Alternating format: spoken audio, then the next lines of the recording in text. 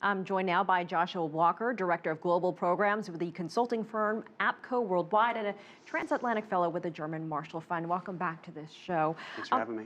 Where do things stand right now with these peace talks in Geneva? Because you have parliamentary elections in Syria, this tenuous cessation of hostilities that they keep bringing up. So where do you see all of this happening? I mean, they obviously all connect to one another. I mean, what's interesting, it's almost like an alternate reality where one side is saying we're having democratic elections and we're waiting the results, and depending on the election, we'll see what the process is, and you have one legitimate government. And then you have other side that says this was a ridiculous election. It was only in certain areas. The United States and its allies are saying this is not something we can deal with.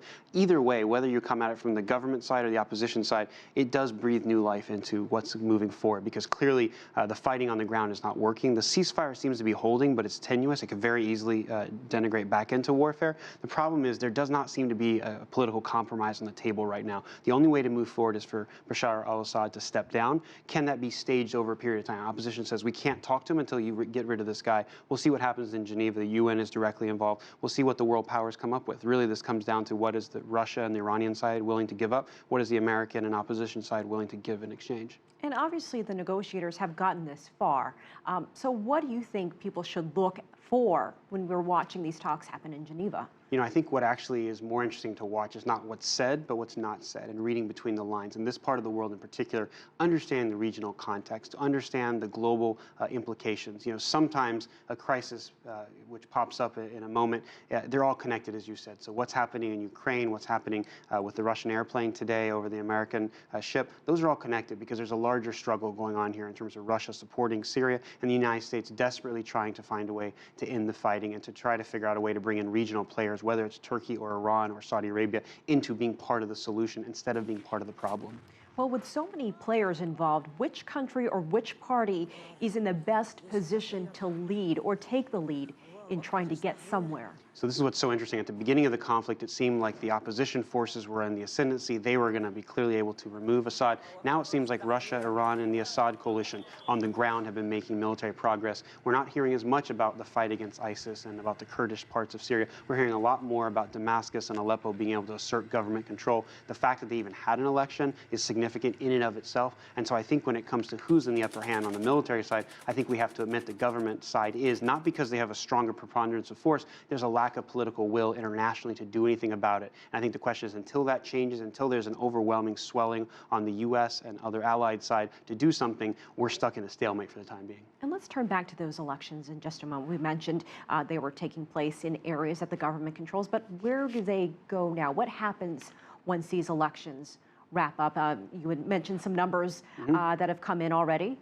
I mean, the interesting thing about it is it doesn't actually matter what the results are. We already know who won. The Ba'athist Party was the only one running. Assad is going to stay in power with these results. The question is, can they use this as kind of window dressing to make some compromises? Now that they've had an election, will Russia say, okay, the timeline is now ticking. We need to find a replacement for Assad. Will a new parliamentary leader and the new government forces that have come in, will they be able to use that for domestic reasons? And I think the problem right now is Syria is so fractured. How do you put something back together again that has been broken so fundamentally? The lack of trust within Syrian society, and also the amount of kind of proxy wars going on right now. Because Syria is going to say, well, we did our part. We've upheld our part of the bargain. We're holding these elections, and now it's up to everyone else to kind of fall in line. And I think you're right to say that the U.S. coalition is going to be very hard-pressed to hold together on this, because while the opposition and the U.S. are saying this is a farce in terms of election, there are others that say, look, let's just go with this. We need to find a solution here, and the only way to find a solution is to leave Assad in place for the time being and hope that we can stop the violence. The refugee crisis that's hitting Europe, that Turkey's dealing with, that Jordan's dealing with, and Lebanon, it's too important to let all these other areas fail. We've got to find some way to move forward. But then again, we've been saying that for the last couple of years in Syria. And Josh, we've talked about this a lot, and you mentioned, the thousands, the millions of refugees that have left that area, Syria in particular.